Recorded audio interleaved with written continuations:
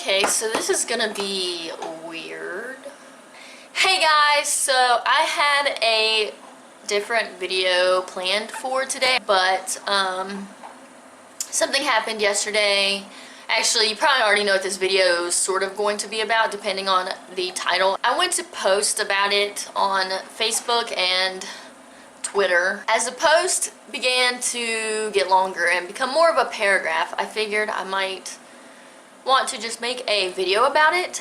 So we're just gonna start with what happened last night. So from Sunday morning until Wednesday night or yesterday morning-ish, I was deep cleaning the apartment, like everything. I had already started to get anxious about where everything was in the apartment and things like that, but last night I started freaking out. It was somewhat of like a breakdown, but I think it was more of I had been cleaning for days. It was the first day that I had stopped cleaning, and it still felt like nothing was in its place, and it felt like no matter how much cleaning I got done, nothing could ever be perfectly in its place because we had to use this stuff. So I started sort of freaking out, feeling like everything was dirty. My boyfriend's like, you know, there's a couple dishes, everything's clean, like we cleaned everything. And I'm like, I feel like I'm bursting at the seams. I feel uncomfortable in my own skin, in my own body, like I am not okay. Just having a complete breakdown. So being, you know, the most amazing person that he is and being just the best boyfriend ever, he starts cleaning to ease my mind. You know, there's not a lot you can do for a person that's freaking out like that. So he starts cleaning to try to help me feel better. That happened. And then this morning, this is part of my everyday routine, is I cannot stop checking to make sure the dog is breathing.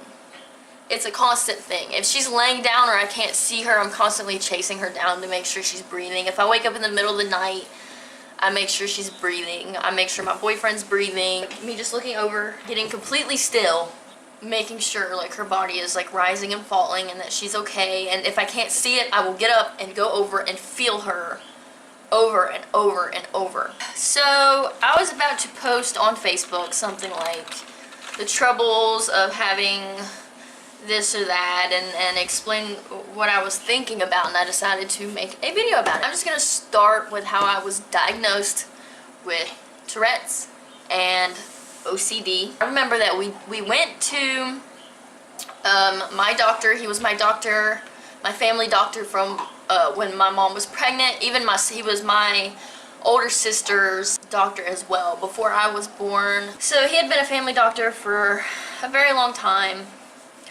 And I was making grunting noises, and my parents thought it was a habit. They didn't really know what Tourette's was or anything, and for a long time they were like, quit, it's a habit, you need to get over this, you know.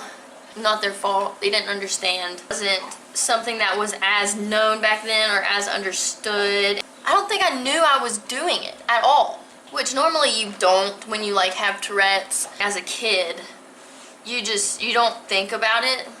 So I don't think I knew I was doing it until they were pointing it out. I told them like, I can't help it. I don't know I'm doing it. So they took me to the doctor when I was about 7. He watched me for a little while and I was officially diagnosed with Tourette's. So I had several facial tics, which I still have today, but as an adult I've learned to do certain things that cover it up. And then vocal tics, which wasn't coherent words, it was grunting and things like that. And then I was doing things like I had to touch things evenly. I had to touch things specifically 14 times. Or touch them in a certain direction in certain ways. Like even thinking about it, I can feel it in my fingers, in my hands, like the urge to do certain things.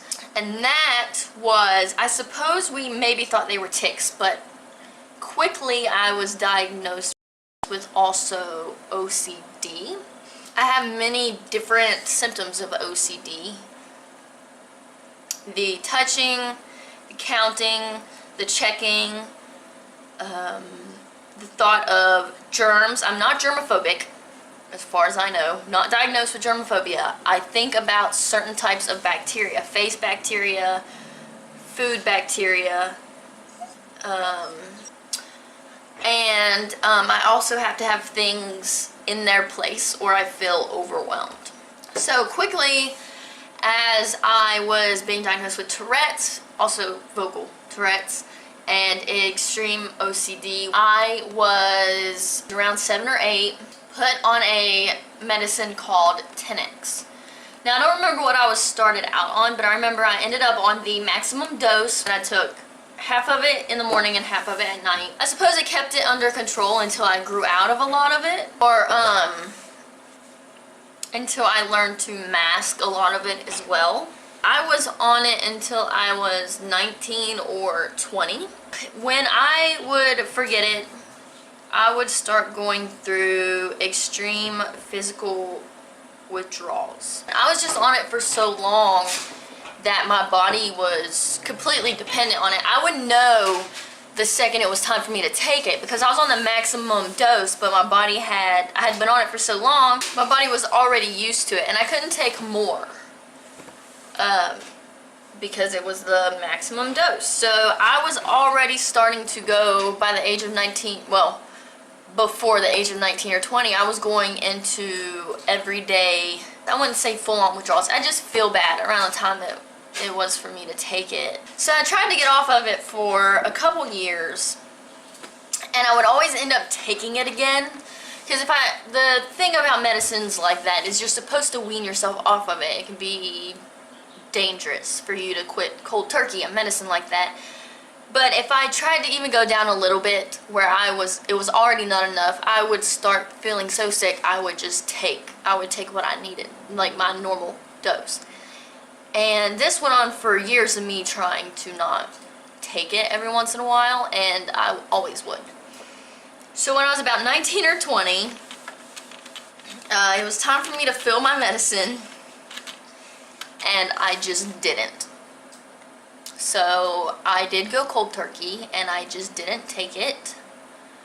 I was very sick for days. I'm talking about, oh gosh, I don't even know. The feeling of your skin, the feeling of your eyes hurt, just everything. It's one of the most undescribable feelings.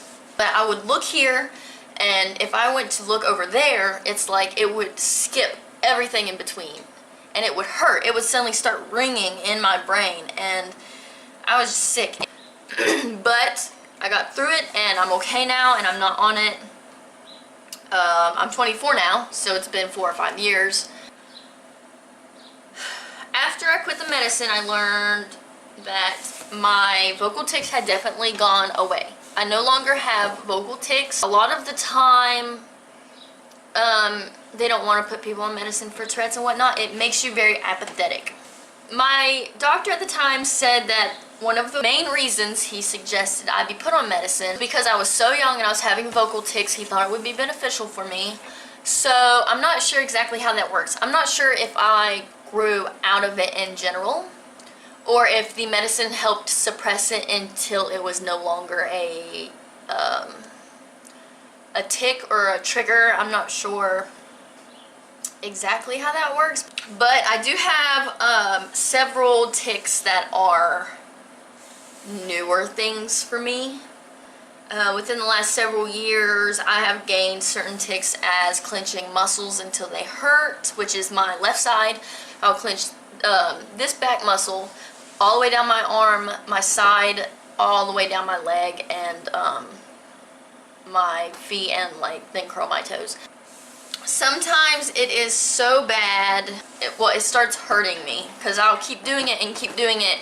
And if you can imagine just clenching the same muscle over and over and over and over, and how tiring and tense those muscles would get, and how painful that might be, that's basically, I mean, that's what I'm doing. It's just not in my control.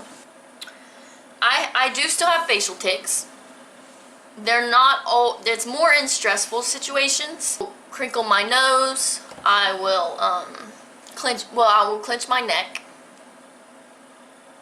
But I have learned that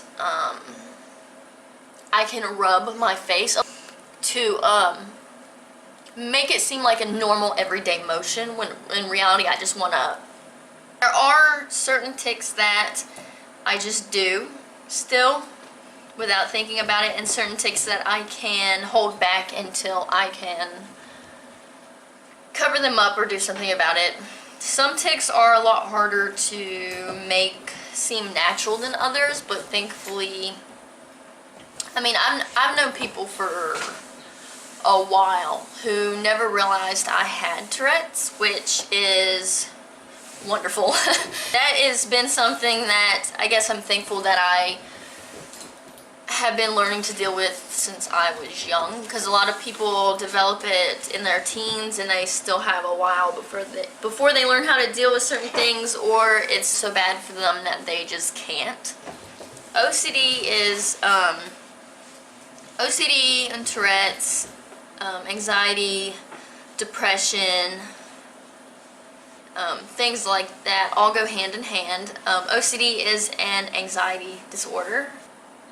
It's hard to think positive when you have these thoughts in your head like OCD gives you, and when you are frustrated with your tics or having a really bad time with the symptoms. So it can very easily put you in a depressed state of mind. And you know, I'm not trying to like make this like a whole thing. It was on my mind enough to try to post about it on social media, and where this is my channel, I figured it is something I should share. Since it is on my mind that much, it seemed right. Maybe it's time that I talked about this sort of thing on my channel. For a while I've been wanting to, I just didn't know how to do it. Seems like that does help other people in some ways, and that's one of the reasons why, that's one of the things I wanted to do with this channel, is connect with people and help people. Yeah, I'm not gonna do a normal outro because I don't feel like it's right for this video. Thanks guys for listening and everything, and don't be afraid to reach out to somebody if you need help or talk to somebody. There's never anything wrong with that, and I will see you guys in the next video. Over and out. Space.